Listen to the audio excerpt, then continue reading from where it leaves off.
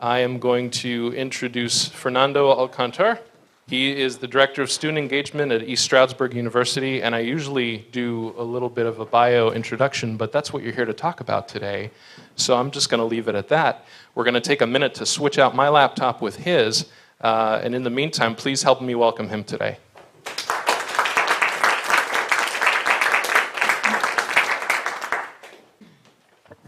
Thank you. I guess I have to use the mic so it's recorded somewhere. They told me that it's okay to say cuss words and some partial nudity is allowed. Is that correct? It's like, man, I should come more often. So, hello everyone. Thank you for having me. Yes, a part of the story. Yes, I travel around, and it's kind of a nice break to do a few things in Pennsylvania. I am an immigrant to Pennsylvania, and I was born and raised in Mexico, in the city of Mexicali. If you guys heard of Mexicali, anyone here? Why would you? But it's the capital of the state of Baja California. That's where Tijuana is. People know Tijuana? Why do people know what Tijuana? But Mexicali actually is the capital. And there's a couple things about Mexicali, 3 things I think. It's the hottest city in Latin America. It is also the most northern city because Tijuana and then after Tijuana kind of goes to Mexicali, and then it goes down to like Sonora, the equivalent of Arizona. So it's the most northern city. Also, it's the city where margaritas were invented. So you're welcome. Yes, yes, I look a little different because my family kind of comes from Spain, but still was raised there, and then spent some time in California, and I've been in Pennsylvania for the last 3 years, and it's been quite a ride. I didn't know I was ready for the cold and for the snow. I was not ready for how cloudy it was going to get. So that's been a tough challenge. I didn't know the term bomb cyclone until I moved here, and then, well, holy hell, right? But that's been quite the hoot as well. But the story today and why kind of travel around the country with this particular story, or why I wrote that damn book. And honestly, and you'll see like in the stories. So people always wonder, yes, part of the story, I was a few years ago, not long ago, I was in the news a lot. I was coordinating hundreds of churches. I was leading like thousands of people into the mission field or different conferences and retreats and camps and leading, building the army of the Lord, I suppose. And it was like quite the hoot. People are excited because it was like just like a common story everywhere. And people, wherever I went, people loved to hear my story, even though I felt like I had a lot of things to say because, I had my master's and I traveled and all around. People just wanted to hear like the testimony because they liked to hear the story of a little guy from Mexicali who kind of became this religious leader in the United States. But the reality of this story is that there's different angles to it. And as some people do in their books, they start with the ending-ish so far. And this place right here is called the Huntington Memorial Hospital. It's in Pasadena, California, which is in the LA County. People heard probably Pasadena mostly because of the Rose Parade on New Year's. Kind of the place that takes place. If you want to check it out, it's nice. People sleep on the sidewalk all night. Sounds endearing, I'm sure. But the reason why this moment is, or this place is particularly important in my story is because as we fast forward to the end, there was a day, I forget what day of the week it was. I think it was a Saturday. And it was a very rough day. And I drive into the ER of the hospital. I go to park in the back, go into the office. I walk inside, and there's a front desk. They're on the side with this young kid is over here hanging out. And I come to the lady, and she says, "Oh, may I help you?" And I says, "Yes." I say, "What's your problem?" And I said, "I'm here because my psychiatrist told me to check myself in because I want to kill myself." How do you move from that? The reason, and then the rest of it, they take me inside this kind of padded white room with a lot of cushions on the walls. They take my shoelaces off. I have to go into this gown and take belt off and everything else. And I have like a camera there in the corner that's just like watching me. And I go on something in California they call a 5150. So when they take your rights and the government owns you for 3 days until you go through a checkup and make sure that you're not going to do something horrible. So from being on top of the world, how do you come, I guess, to this place? And I like to share this story with the humanist or atheist community because one of the things that I've noticed as I go around to NanoCon and to Atheist United, whatever other conference in the country, one of the things that I do see often is that when it comes to the atheist and humanist world, we're so damn good at like, oh, vote against this, vote for that, oh yeah, reason this and reason that, and like march for this and march for right. And I love marching for rights. You know, I'm a gay man now and I support the LGBT community center. But sometimes we forget that we're also sometimes missionaries or evangelists, that there's something that we have a value that we need to share, that there's also lives on the line when it comes to what I call the gospel of reason. And actually, that's the name of my website, gospelofreason.com, if you'd like to check it. So how did it start? I don't know if you guys have seen this little show called 13 Reasons Why. Little note, well, I was friends with one of the actors in that movie. The African-American counselor, he's tape number 13, if you've seen the show. Pentecostal as hell, by the way. He's speaking in tongues and the whole thing. That's how I met him at a prayer group in Pasadena. Neat guy, wonderful guy. But yes. So anyway, so the way I want to show briefly in the amount of time that we have, what are the 13 reasons of why someone like me would end up at the Pasadena ER. So it starts with this. Number one, tape. Number one, if you can tell me, everyone, what logo this is. It's not a logo, right? It's a Mexican flag. So tape number one, it is Mexico. Now, as I said, there's a lot of things that were invented in Mexico, including margaritas, but there's also tacos, and there's also a lot of music. I loved growing up in Mexico. And any other Latinos in the house, by the way? You guys need a little color in the house, by the way, I should say. Wouldn't hurt you. But there's actually workshops that I do sometimes of how people achieve, because people realize when it comes to faith and whatnot, it's not just an intellectual exercise, it's a cultural exercise. So we can talk about a workshop on that at a different time. But when it comes to Mexico, I love those traditions. I love the way I grew up with the food and the music, and they had us dancing every time and so on and so forth.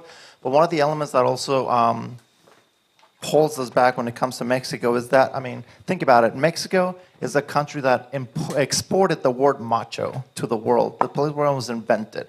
I remember being as a 10-year-old, and my uncle, he would literally, kid you not, he would like all of us little cousins hanging out. I was like 10, I had another cousin that was 8, another that was 6, another that was 12. And we're chilling there. He goes on, literally grabs like his crutch, and he's like, "Who's is this for?" And I'm like, "Excuse me? Like, who's is this for?" And we had to reply, "For the women." So ladies, something to look forward to. But I was like, and we literally had to reply because they had to train us to be men, to be hombres, to be machos. That you don't cry, you behave. I don't know, when it comes to respect, you have to drink like a macho, not so like a sailor. And that's the way it was. So growing up, like I knew that this was the pattern. Like even if I was gonna grow up, this is the pattern that I had to have in culture. The way it was, it really controlled the way I lived, because I had to become this like strong macho with like facial hair and kind of whatnot, which I do have some now. But there's another element that is very well connected to Mexican culture. And there's the middle of me, by the way, as a little kid. When I was growing up and like very scared, I put the picture there because that's the one for my passport when I was a little kid. Oh, this is so cute. Anyway, tape number 2, very connected to Mexican culture. You guys know this symbol? What is it? Roman Catholic Church. If you're tape number 2, Catholicism. If you are Mexican, you're Catholic just the same. The church says so, TV says so, school says so. Mama told me, if you're Mexican, you're Catholic, and that's just simply the way it is. Even when I was exploring other things, like no, you don't do other things. It's simply the way it is. And here's the thing: as a little kid, I started having doubts about my sexuality. Am I? Am I not? Could I be? Could I not? But one, if you're in Mexico, they would tell you that the word they use for you is joto, which translation I guess would be the word fag. No, the little jotito, the little fag or something. That's just the way it was. And the way I saw it is like, okay, that is the same thing as having a mental disability. Like, what would you? I mean, I'm not gonna judge anyone who has like Down syndrome, but I'm not gonna request it. So I saw the same thing. If I'm gonna be gay, like, okay, maybe I'm not gonna judge him or hit him, but why would I want to be sick? Why would I want to be something disgusting? And every time I went to church, like the Catholic Church would tell us those things. You're gonna be it's an illness that is out there, and God can heal you. And I grew up between my culture and my religion that told me the same thing, that I was going to be a mental illness, that I was going to be disgusting, that I was going to be something else, that I was going to be like that little sick whatever in the corner. And I was afraid, like just as a 10-year-old, 8-year-old, 12-year-old, like I was scared. And I kid you not, I went to, because in Catholicism you have to, like, you baptize, confirmation, and you do first communion. I did mine at the age of 13. That's very late for a Mexican kid. The majority of kids were like 8 through 10 or so, the oldest.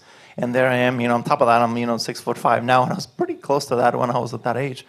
And why? Because if you read the book, like as a kid, I literally was on the ground afraid, not of the things that I had done, but of whom I was. And it's terrifying to be there in the darkness and feeling that you're a little bit different than everyone else, and different than what your family wants you to be, or the culture and everyone else says that you should be. And I'm scared. And I'm praying. I want to change. There's like a little picture, by the way. I'm a first communion. Isn't that like a cute little one? Tape number 3. If you guys recognize this symbol.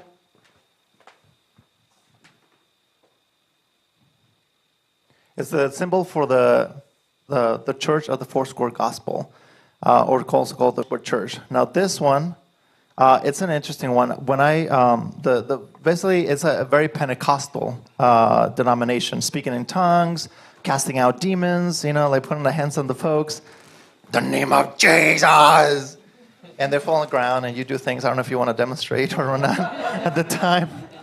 We're open to it. But this is me. One of the things that happened at that's the year at the time when I finally finished high school. I was in a very hard place because of a number of reasons that took place. Some of those in the book. But I was really at the edge of my rope. I'm a teenager and I'm lost. Like there was this group of missionaries that would come down to this Pentecostal church every year. And look at me, I was there like 90 pounds, like soaking wet back in the day. Thank goodness I've gained like 5 or 6 pounds. But the culture was just horrible. So what I do in order to find rescue, the only people that I've heard of at that point that actually help people is the Christians. I didn't know that the atheists existed. I don't know that humanists existed, because what I've found out so far, a lot of the humanists and the atheists, they kind of lock up in their own rooms. They all very differently. They talk about the same things. And the outreach sometimes is very like political. But when it comes to a little kid, a 10-year-old that is suffering and whatnot, the outreach is very limited. It's very scarce. So I go to the ones that they offer me love, and I go to the Pentecostal church. And then I become like the youth leader. And I ascended quickly and become the state leader of the Foursquare denomination with 100 churches in the state of Baja California, which includes Tijuana, Mexicali, Ensenada, and Rosarito, and other cities out there. And in that conference, I'm like committed. And I go to the conference, and there's hundreds of us, and there's like a large stage, and there's a huge auditorium. And all of us, they're calling us into the mission field. We're going to be missionaries. We're going to preach the gospel. And I'm there like, you know what, let's do this. And they put a bunch of flags up on the stage, and they say, what country do you want to go and be a missionary at? And I go to the one like that refer to the Middle East, and we're there. And right there on the microphone, the preacher's like, you know what? This is the reason why we gotta go out there, because there's so much sin and there's so much perversion and there's so much corruption. And one of the greatest sins out there, one of the biggest lies that the enemy is bringing out to confuse our young people, the sin of homosexuality. Holy hell! Here it is again. The Bible does say, and they start quoting and they put them up on the screen. The Bible says it's an abomination. The first time I hear that word. Like, that sounds very naughty. To say now, at this point, I am a 19-year-old, and to hear that something that I had not acted on, something that I had not done, something that I might be, from the very beginning, without me having intention or an action, was something called an abomination. Not only that, but the speaker out there, to all 500 of us, is telling us that that the reason why AIDS existed is because God created AIDS to punish all of you perverts, because of the sin of homosexuality. That AIDS was probably caused because a man had sex with a monkey. So I'm thinking all these, like, oh my gosh, like all these perversions. What? Thank goodness I came to this, because God saved my soul from having sex with a monkey. Like, this is literally what I'm thinking of. because we allow sometimes, religion to preach these things because there's so much love in it. And we don't call them out on those horrible, horrible things. So I'm here, and people are shouting, amen, amen, amen. And they're like in the audience thinking, I am going to hell. Like, I need to get into it even deeper and deeper because I need to get better. Next tape. Want to know the symbol? Azusa Pacific University is the second largest evangelical college in the country. It's in LA. It's a private college, obviously. And here I got my bachelor's degree and my master's degree at the second largest Christian college in the country. And here I am with my kind of the Latin club. If you believe that we actually counted, I was one of the only 5 people that the president hugged on stage that graduation. And you're fools if we don't think we count, because it means a lot. And I mentioned that not necessarily a point to brag at this point, because I think John Wallace is a great man. But I had a great connection with the school. I came with the story that I'm mentioning to you. When I was there at the college, I become the representative of the missions department, because that's how I became a Christian, because they would take missionaries to Mexico every single year. And at that point, they bring about, I think at the time, they used to bring about 9,000 missionaries from all over the United States and Canada into Mexico. But at this point, I'm a student. And I'm sitting there in the front of the class during my abnormal psychology class. In abnormal psychology class, they go through all the disorders, between depression and bulimia and so on and so forth. And we come to the end, obviously we save the best for last, right? We get to the end, and I'm sitting there, and what comes second to last class before we get into finals, and we kind of talk about, and he calls it, now he says, but I know that the APA has declared that it's not a sickness, that it's not a mental illness, but he says, in this class, we're going to call it gender identity disorder. He starts going through this list, and I'm there again in the front row of the class, and I'm thinking, not because of the things that I have done, but who I am an abomination. I have a mental illness. I am sick. And I do what I have done many times before. I go to my dorm at this point, and I get on the floor and I start weeping, just drenching the carpet, because I'm thinking I am afraid of what I might become. And I know that this is going on since I was a kid, and it doesn't go away. It doesn't matter how much I pray for it. It doesn't matter how many conferences I go to. It doesn't matter how many missionary trips I go on. It doesn't fucking go away. So what do? I try to get into it a little bit more, because the more I get into it, obviously it's going to go away, right? Next tape. This logo, you're probably not going to know it, because it's an action that happened. At this point, I'm a leader in a church in Pasadena, a Pentecostal church called Harvest Rock Church, or H-Rock, they call it now. And I took several kids out to a mission to a trip out a waterfall. And that, I went up a cliff, and then I fell 35 feet. I fell to the ground. I kind of did lose consciousness. I shattered my leg in several parts. I have a titanium rod that is inside this leg. I shattered my foot. I have a plate and 10 screws. I broke my jaw off. I broke 8 teeth. Broke my occipital, this part of the eye. So like literally my eyeball was poking out of its socket. Anyway, when I wake up a day later in the hospital, like I don't recognize my body. I'm just bandaged up. And so I even like the color of my skin was just in different shades and tones and purple and green. The only part that I remember on my body that was skin color was the tip of my fingers. And that moment, I remember being in the hospital days and weeks after, because I was there for months. I couldn't walk. I was paralyzed, and I remember looking out to the window, looking to into the full moon. And at that moment, I wanted to put all my energy into it, all my heart into it, and I said something that I've been thinking about for a long time. And I pretended or assumed or inspired myself to believe that the full moon was one of the eyes of God. And I remember gathering everything inside of me and saying, Jesus, if you love me, please let me die.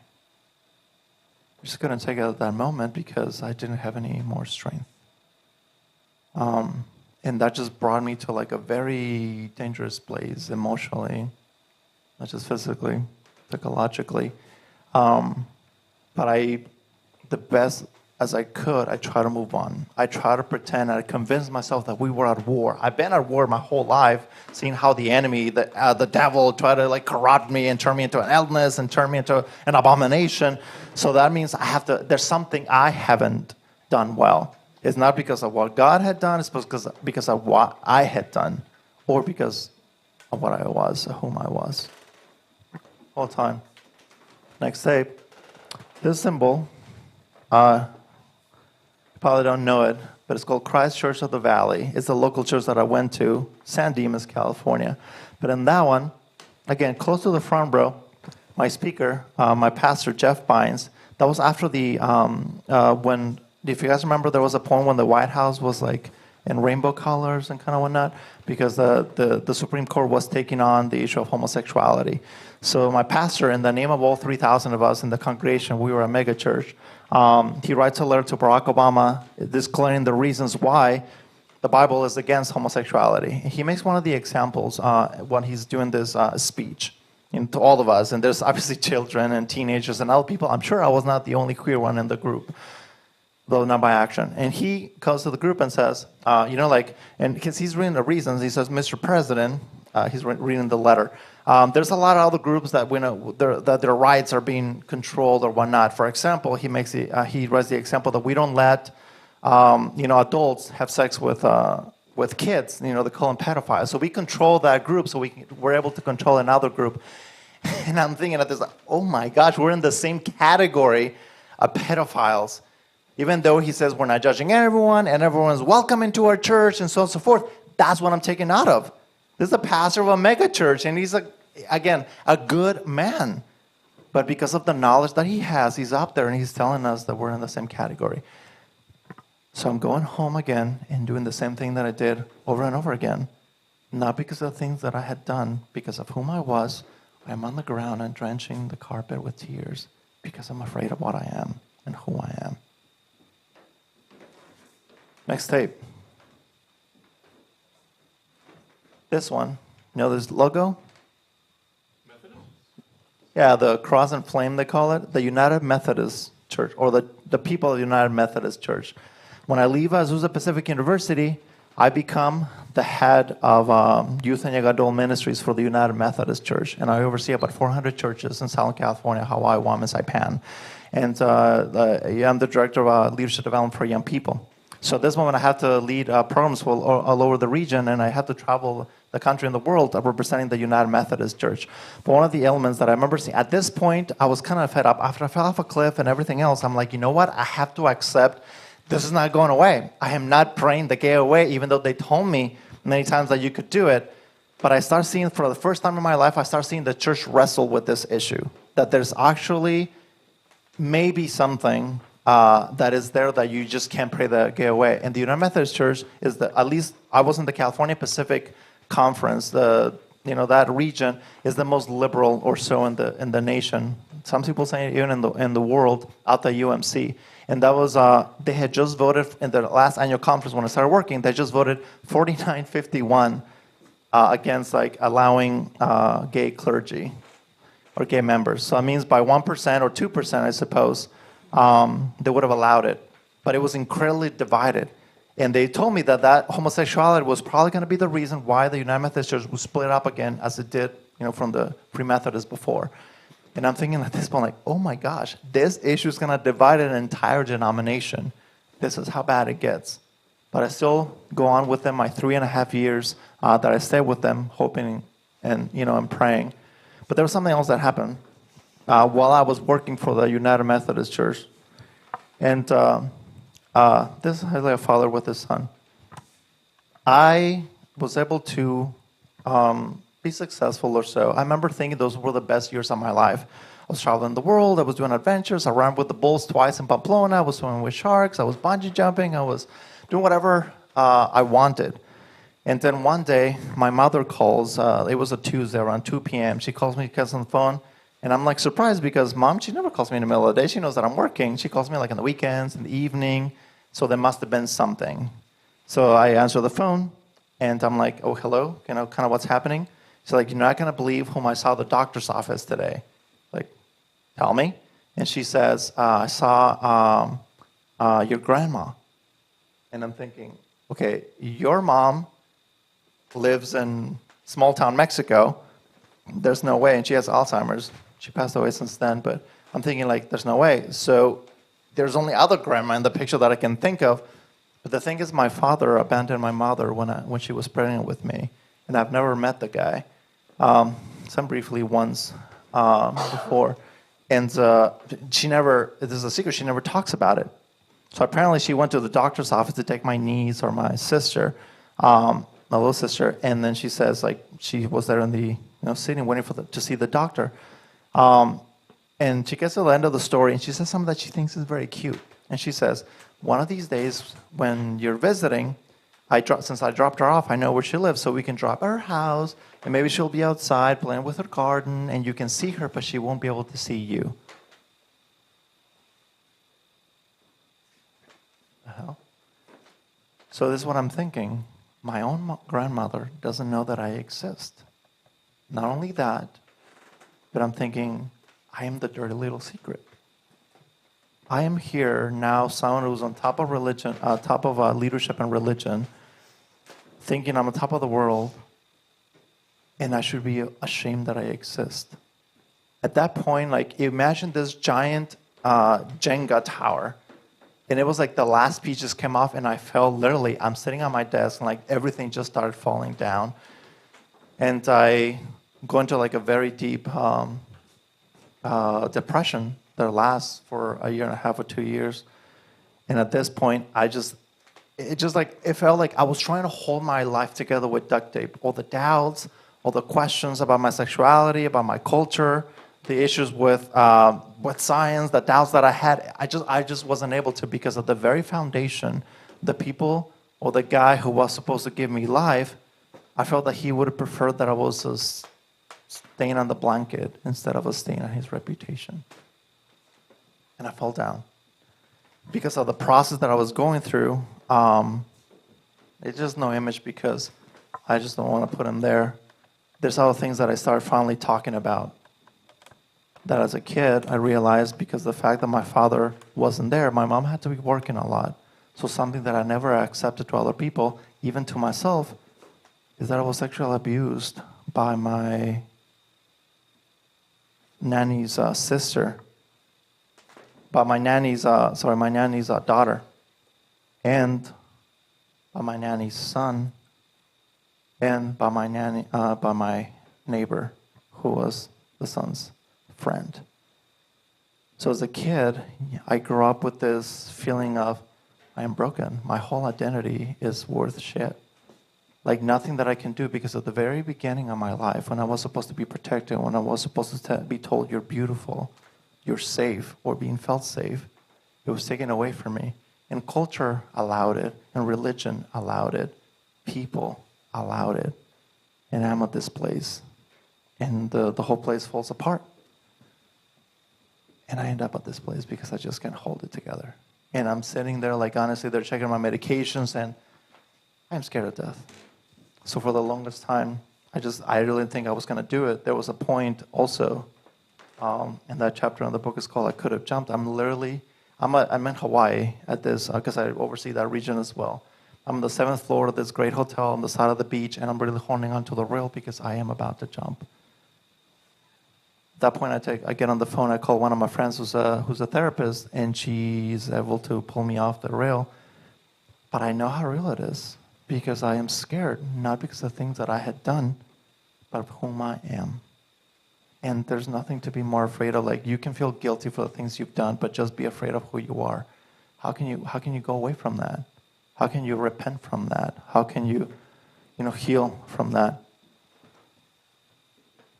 Some of you, if you know this logo, there's another name for the Church of Jesus Christ of Latter-day Saints. They call them what? When I leave Los Angeles, I start looking for a new opportunity. And by this point, through a process, I'm finally able to leave religion behind. And the chapter in the book, I call it Friends No More. And I was referring to this, character of Jesus. So trying to start anew, I moved to the state of Utah. And there's a few things we know about Utah. What a better place to find yourself after religion, right? But I don't know, like Utah, there's two things you know about Utah. One of them is snow, because the best snow on earth is their theme. But there's also Mormons. And at the beginning, I'm like excited because it's the first time in my life that I'm able to introduce myself as an atheist. Hey guys, you know, I left this behind and so forth. And people are like afraid. And there's a term that is floating around that is in the Bible and that is also in the Book of Mormon. It's called son of perdition. Anyone heard that title before? You guys need to read the Bible a little more, because that's probably what you are. The son of perdition, according to the New Testament and the Book of Mormon, it's the title they give to the people who've tasted the sweetness of the Holy Spirit and they left it. They don't want to go back. In Mormonhood, in Mormon Utah, as I call it, there's three types of people. Number one, I mean that on purpose, is you're a Mormon. You're on the way to perfection. You can have your planet when you die. You're in a good spot. Number two, almost everyone else. If you're an atheist, if you're a Catholic, if you're a Jehovah's Witness, if you're evangelical, everyone else, you're not perfect yet because you're not Mormon. So we're going to work and help you become a Mormon. So we're going to knock on your door. We have a schedule. They're going to invite you to places. I was invited to go eat. I was invited to go hiking. I was invited to go to a waterfall because you're in the process to get there. Because if you don't, you become group number 3, the son of perdition. And if you go to lds.org, there's a page for that. There's instructions. What are you going to do with the son of perdition? And there's a number of things. It means you're going to bring him to an open shame. You're going to put him to ridicule and so on and so forth. Because at that point, they give up on you and they attack you. And they will destroy you. And there was accusation after accusation. One, because I was an atheist. Because I was teaching ethics. And there was like an investigation because accusations that, you're teaching people to leave the Mormon church. Like, dude, no. There's 11 things here. And one of them is about religion, and there was many others. But the worst case, obviously, when they found doubt, when I'm in Utah after 6 months of being there, I couldn't hook up with anyone because everybody was a Mormon, and every Mormon girl only wanted to date a Mormon guy. But through the process of being out there, that's when I'm away from religion for the first time. I'm starting to wonder.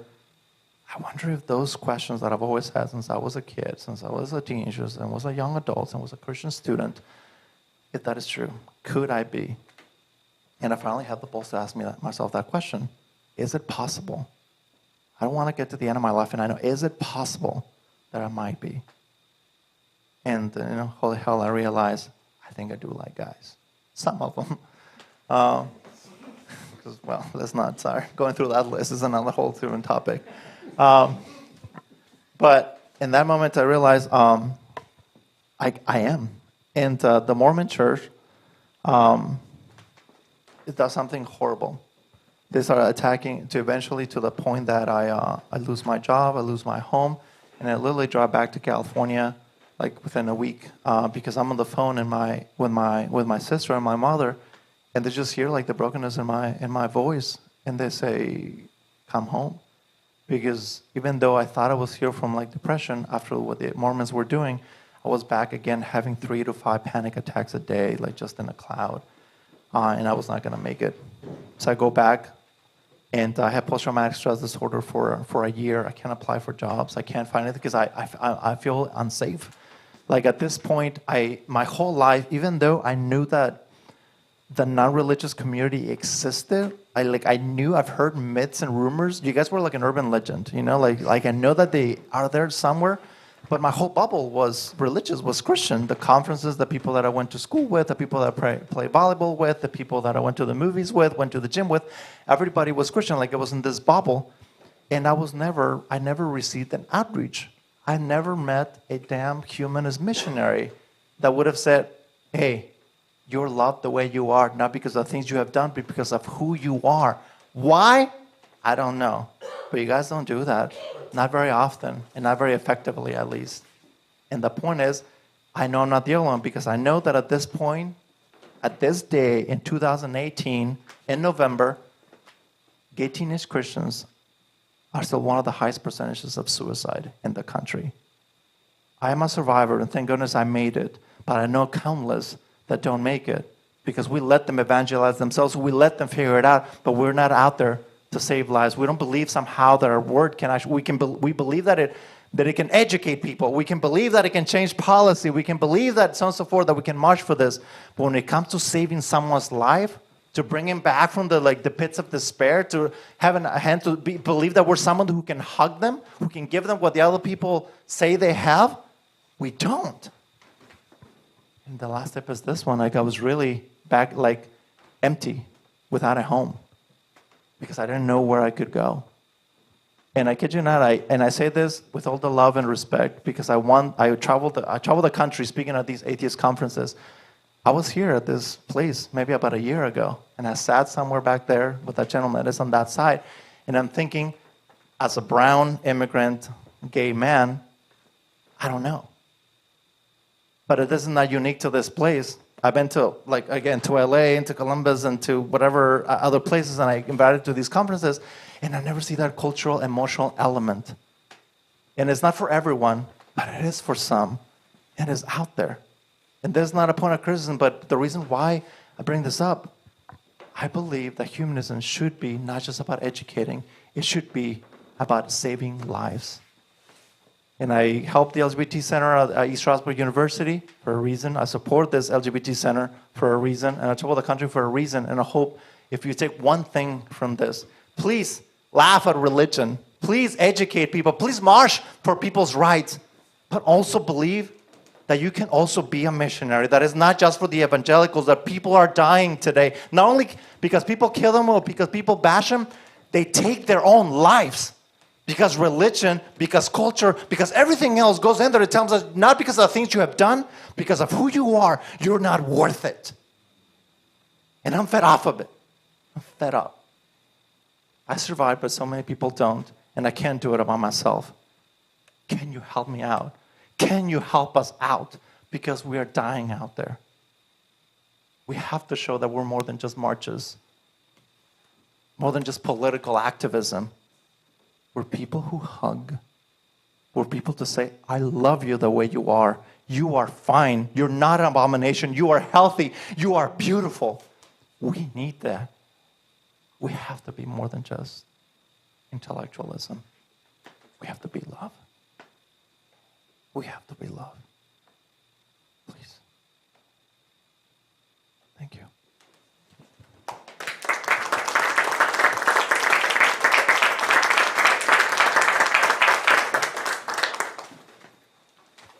We're going to do some Q&A, and for the benefit of the video, I'm going to ask you to use the microphone, otherwise it won't be picked up. We will make this available on YouTube and our website. And I know I have some questions if nobody else does, but I'm going to give everybody else the chance first. I'm going to come over here to Ruth.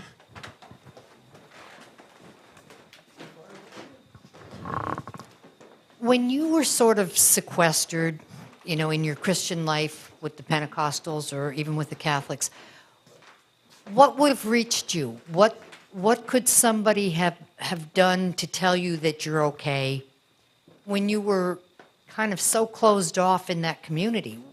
What would have reached you? That's a good question. Great question, if I've ever heard one. When it comes to, if you think of the human experience, right? Think of it as a rope.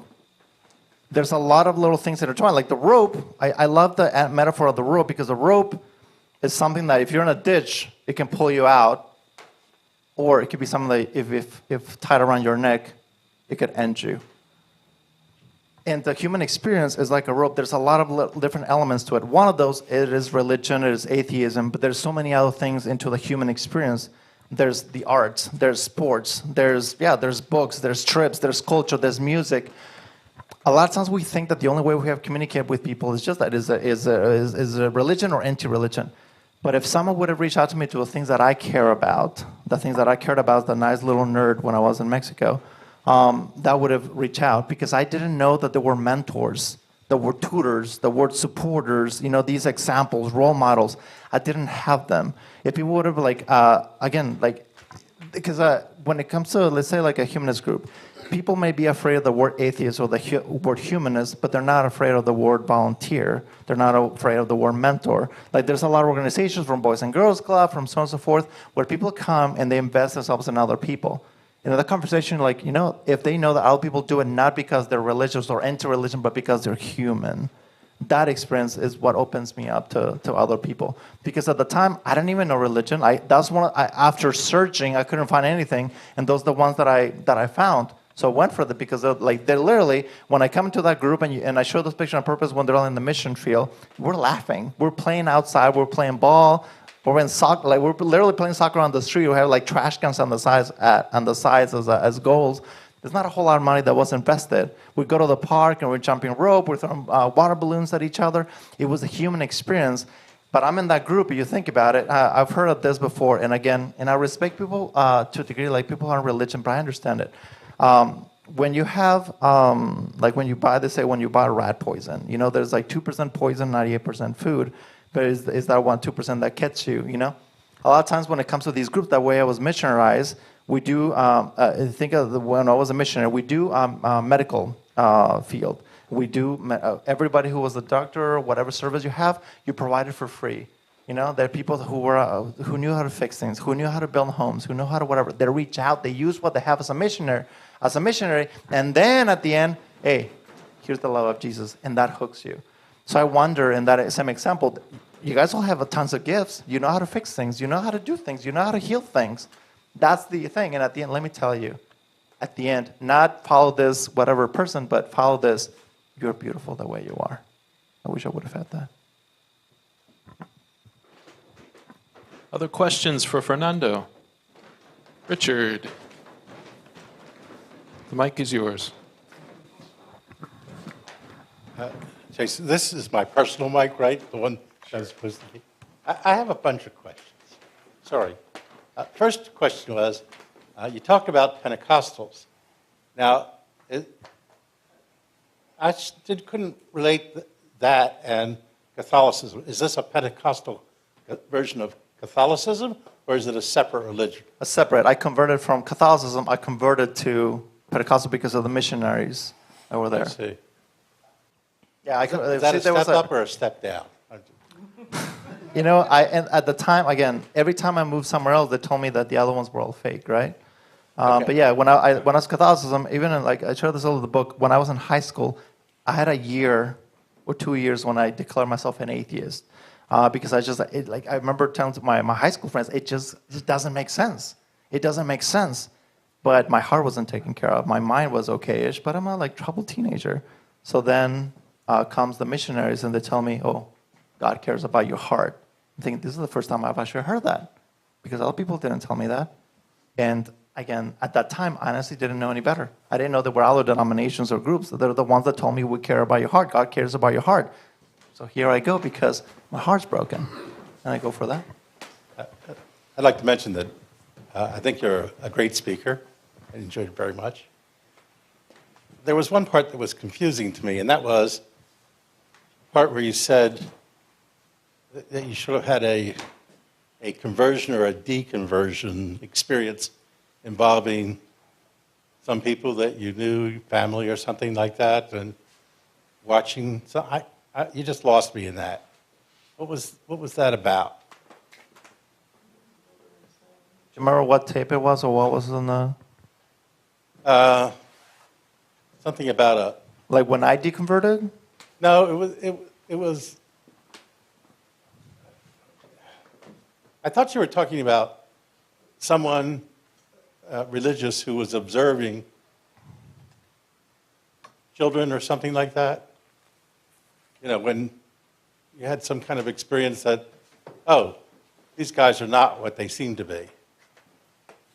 I'm not sure. Maybe it's the time when I was converted. Is it like the pictures when they were playing with kids? I'm not sure. But I know my personal conversion was at that point. I left religion. I was a Catholic at least, and I moved into Protestantism, I guess. And there was a lot of children there, and all of us would come to that place because we wanted to be the cool ones. Was there a moment when you felt like you had been molested? Is that? That was family. So how did the family molest you? It wasn't family again. It was my mother was working a lot, so I had a nanny that was who lived behind us, the door behind the home behind us. So every once in a while she would send her kids to do the work and cook for us and kind of whatever. And one of those was the daughter. The other one was the son. So they would come and do things. And while we were alone with these kids, they thought I was the best tool they had to practice their sexuality. The girl I was 10 years old, she was 14, and I think the boy was 16. So they were curious, and they thought I was, they didn't see as prey, they just someone that was available. All right. Well, I'm still confused, but less so. Sure. Final question. So you're now at East Stroudsburg. Are you a full-time? How did you get to East Stroudsburg? What is the nature of your relationship with them? Are you a full-time professor? I'm a full-time staff. I'm the director of student engagement, so I oversee all curricular activities. And how did you get that job? There's a website called higheredjobs.com. So the time, again, after I leave, and even in the book ends when I'm like departing California, heading east, because I didn't know what was going to happen, and I was in the process of writing it. But there's a website called higheredjobs.com, and I was looking for something. Again, I was in a very troubled place. So I looked for a place in the East Coast. I thought places to start. I had never been to Pennsylvania. So I applied for several places that had things that I cared about, like leadership, diversity, service in the job description. And I come to I was like, you know what, I'll go check it out. I come on the interview, and I'm still like skeptical, like, we're like, I know I land in Queens at JFK, is it LaGuardia, and I'm like, and I started leaving New York, and I'm like, it starts getting to a lot of boonies, a lot of trees, and more trees, and more trees. I was like, dude, am I ever going to see a city again, And I realized, the cities are behind the trees, or small cities. So I'm like, I'm thinking, no. But I get to the interview, the first interview, and there's a group of people from the staff. And one of the ladies, who's now the director of business services, she asked me, why did you leave Utah after such little time? And at this point, like, it's a question that meant a lot to me because I'm scared. Like, if I tell them why, they could fire me honestly, 3 years ago, I didn't think you could be out and be employed. Like, this is the world that I lived in. 3 years ago, I didn't think you could be out and employed. And I tell them, guys, I was gay bashed. So I had to come out to my group in my interview, which I never wanted to do. And for the first time, I saw like a feeling of compassion. Like, I felt that they were hurting for me. And I realized, this would be a safe place for me to be out as a gay atheist, to be out and be able to say, this is me, love me as I am. And I took the job. I gotta hand the mic to somebody else for a little while. We can come back to you, Richard. Thank you. Hand in the back, Steve. Well, first of all, thank you for sharing so much of your story and yourself. I'm not sure how to ask this question exactly, but in your experience through all these different religions that you sort of filtered through, do you find that the people are anti-gay, gay bashing because of a true belief in the Bible, or is it more that gives them an excuse or a support system for fears they have of people that are different, or even fears they have of themselves? Well, not all of them are the same, and there's definitely I've seen everything. One of the people that accused me, attacked me when I was in Utah, when it came out in the investigation, he apparently came out, he said he was trying to prove to people that he was not gay. So it's definitely something like control homophobia, and this is in the book as well. I definitely, and I mentioned this, one of the most scary comments I've ever heard is from a former president of the Christian Fellowship at ESU. And there I host events about religion, interfaith, kind of whatnot, in order to have this conversation. And I invite human students to kind of debate and have forums with Christian, Jewish, Muslim students. And in one of those conversations, we're talking about the issue of homosexuality. And at this point, here's the thing, know this, I am significantly close to Christian Fellowship. I know the students, I don't go to the meetings, but I know their students, I invite them to their events. We're very cordial, very friendly, very respectful. We joke and so on and so forth. So when he says the next phrase, he's not being a jerk, he's not being an ass, he's being himself, he's being nice, knowing that I'm standing next to him. And someone asked him, like, hey, with the Bible, so on and so forth, and he says this. If it was me, I would not have an issue with homosexuality. I would not care, I would support it. But because the Bible says so, I cannot be in support of it. And that, I'm standing like next to it, I'm thinking, this is one of the worst things I've ever seen. Like someone who would not have an issue, who would be supportive, but because the Bible says so, they have to refrain. And I think there's a lot of people that, again, the number one reason why people change their minds about homosexuality or LGBT rights is because they get to know someone who is gay, lesbian, transgender, bisexual, they meet them, their son, their cousin, their brother, their whomever, and they change their minds. But because of religion, that's the point that I make when it comes to, I talk to a religious community. Guys, I can love you as a human being, but you have to realize that there's things in there, like you focus on the love, love, love, love, love, but there's some crazy shit in there, like, as well. And you focus on the good stuff. You hand the Bible like it's popcorn, but you hand it to people that don't know how to interpret it. You don't put a warning sign on it. You just give it to people. Here it is, and they open it. Oh, look, abomination! Let's shoot someone. Like, that's the way it is. Or someone who decides to shoot themselves. Like it's there, and that's what frightens me. So definitely there's bias, but a lot of people, Thank you. want to be good. They do something bad. I'm going to come over here to Harley. Hi, Harley. Hi, I thank you for your message. Now, I'm gay, and I'm one of the founders of this group, HARS, and I'm married, no less, to another man. I don't want the cooties. The challenge that you put forth of, why don't we go forth and evangelize for atheism or whatever that we care about, all people, it's a really difficult issue. And about 20 years ago, I started a group in Philadelphia called Piglish, Philadelphia Gay and Lesbian Secular Humanists. And we really struggled with this, as a group. Can we go out and talk to other people and try to draw people into this? And we used to meet at the William Way Center in Philadelphia, which is like this, way ahead of them. And there was a real feeling, I was always pretty much an atheist, but most of the other people came from really strict religious backgrounds, and they resented people going around and evangelizing them. And I think you find in the atheist community, humanist community, many people, they resent people going around and telling them that what they believe is wrong and that they believe in this. So there's a lot of philosophical and emotional baggage that keeps people from going out and doing something like that. And I think, whereas I understand that it's nice, and I kind of like the idea that you said that you need to go out, and we've got a number of groups that go around doing things for people, that's probably the best way to do it, not to really evangelize at all, but just to be out in the community showing that we care about other people. But how you go to do that and show that you support, I think the fact that we are in this building and part of this group may help other people to understand it, but I don't see how you reach the wider community. I think people just have a really bad feeling about going out and evangelizing other people. And I would love to talk to you about, what your ideas about it would be, because personally, I've never seen a solution to this issue. Anyway, that's my thoughts.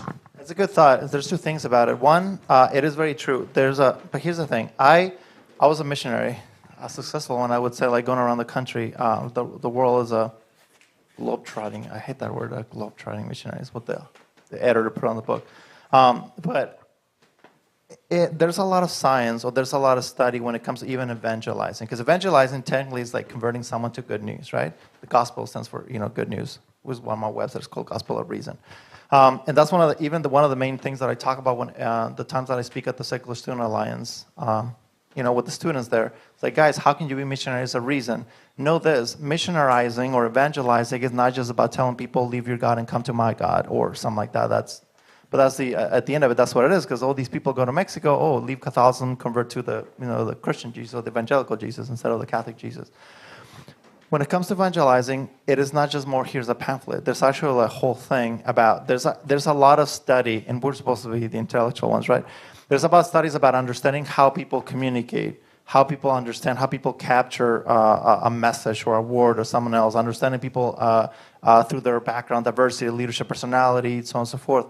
So evangelizing is not just, I think when people just see it as that, having a conversation, so your God is bad, mine is better, or no God is better, whatever, that doesn't convert anyone. Because even outside of evangelism, I went to so many people, handed so many Bibles, and at the end people used the Bible to put on, under the table to make sure that it was balanced. And we realized that's not the way it worked.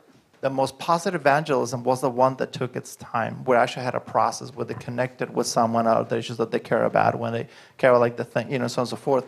There's an actual process. So I think in a way, like evangelism as we know it, both for atheists and for Christians, is non-efficient.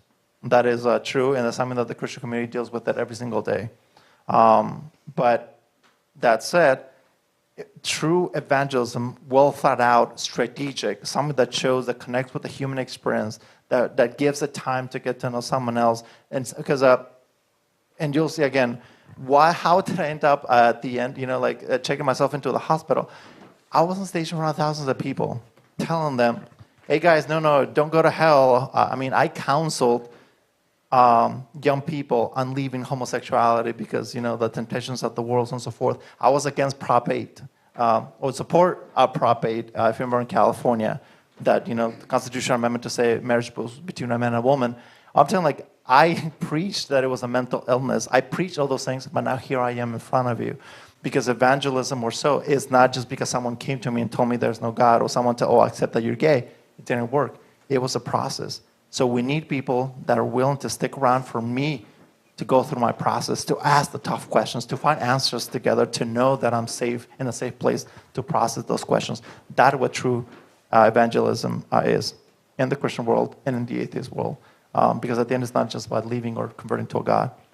Let's share the human experience and let's find truth together. Not afraid of what that truth may be. Yeah, the only problem is so many of the young people are somewhat trapped by their family and their churches within a community, and they don't really get out of that community. You can't go into the school and public school and they won't let you go in and talk about stuff. Reality. Not always. For example, at ESU, one of my goals now is to start a humanist association. Secular Student Alliance. They do it all over the country. The largest, college group. You can have it. There's freedom of speech. It has to come from the students themselves. Yeah, and there's plenty of them. Yeah. That's another workshop that I do. Like they go to different colleges and do this. Atheist group is the largest growing spiritual group in the country.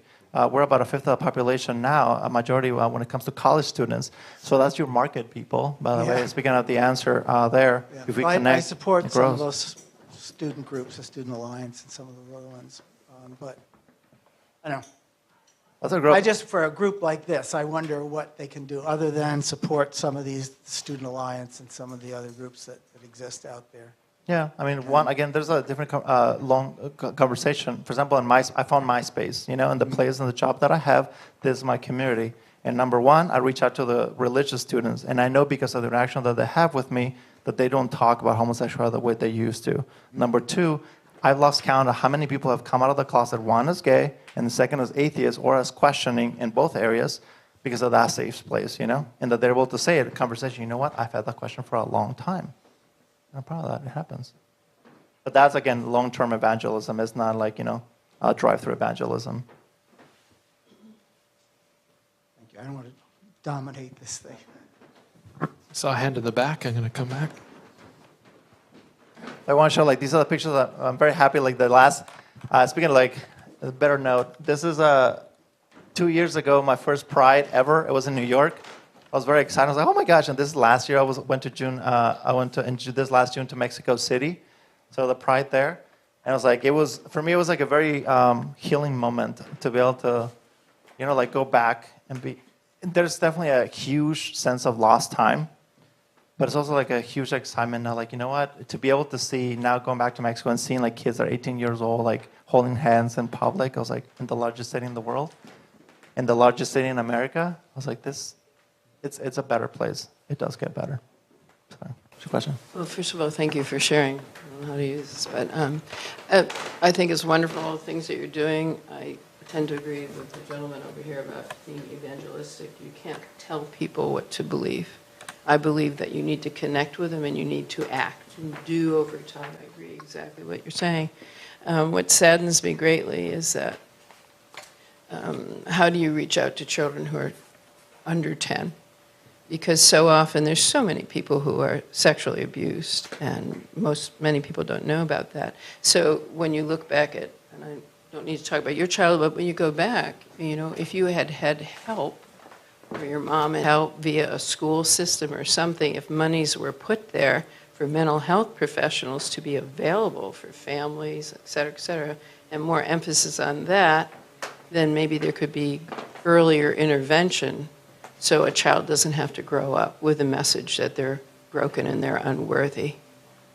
So in some way, and I just feel it supersedes religion and everything, because I feel that so many children go unattended, and then they end up in the hospital ER ready to kill themselves. There's just so many pieces to it.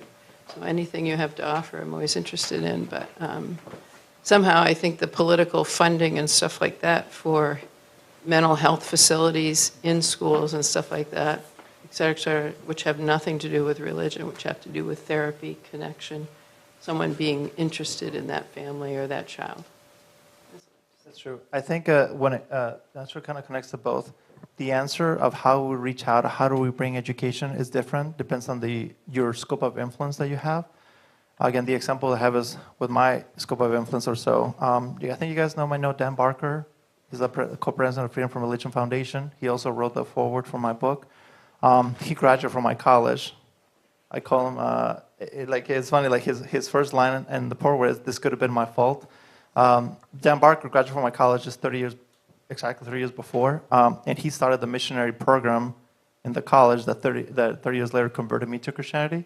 So I said to him, "Bitch," but we're good friends now. So I'm sort of a mentor. But anyway, this last April, I was able to invite Dan to ESU. I don't know if anyone here attended. I know it was invited. Several people drove like hours to come see him, but he debated the advisor for the Christian Fellowship at my college. Packed room, people standing, people didn't want to leave. It was a very intense exchange of ideas, to say the least. But that said, that opened, and even Dan, when I dropped him off at the airport the day after, he was saying, like, "Fernando, like, I've never seen this. You have this kind of connection to the Christian community. It's like they like you, they respect you, like, how in the hell, So one, obviously because of that, I guess long-term evangelism or so, my goal is for them to, not to leave their God per se, but like, but it connects to the number two reason, which is this, like, when it comes to that scope of influence, I'm here in a large room packed with mostly evangelical leaders, and they're listening at this point, and I reach out to them. I know that at that point, in that particular place, I'm not going to have them drop their God. Even that, I've got some hate mail or so letters afterwards, cards telling me that I need to come back to Jesus and so on and so forth, as I always do. But I know that there's a thing at the end of the presentation, I reached out to people and I said, "Guys, I need your help, because you have access to a community that I don't. You go back to your churches and synagogues and so on and so forth, and you're going to hear in the audience people that say abomination or so on and so forth, and I say, I'm not going to be around them, but you will. Will you be able to tell them stop? Will you be able to tell them think about it? Because these people are going to go back home and consider doing something horrible." And that is my influence. I say, "Guys, I'm not here as someone who's anti-Christianity. I'm first and foremost here as someone who's anti-suicide. Can we agree on that?" And everyone said yes. So that's, I think about this, like that moment is going to have a ripple effect. An ongoing relationship that I have with Christian Fellowship will have that scope of influence. I do hope that throughout that, we can bring more attention to sexual abuse and to so on and so forth, but that's how it happens, them getting to know someone. So when they go out and when they reach out to their community, they can say, stop.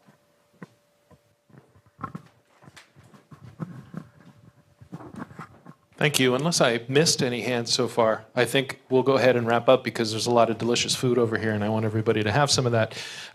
Fernando, will you be sticking around a little while to eat and sell some books? I'll be sticking around. But I just want to say, like, if anyone's interested, obviously that's the book. We do have some here, answering questions. But the website to the Cross and Back that even has a little more of the story behind some of the chapters and images that people I know in the past have been interested in. follow on Twitter and whatnot. I'm active, and I do say hell often. But that's what you can follow between like Facebook, Twitter, and so on and so forth. But thank you for having me. It's been nice to be here. I appreciate it. Right. Thank you so much. And we're going to be buying a copy for our library here before you leave, and I hope you'll sign it for us. And that'll be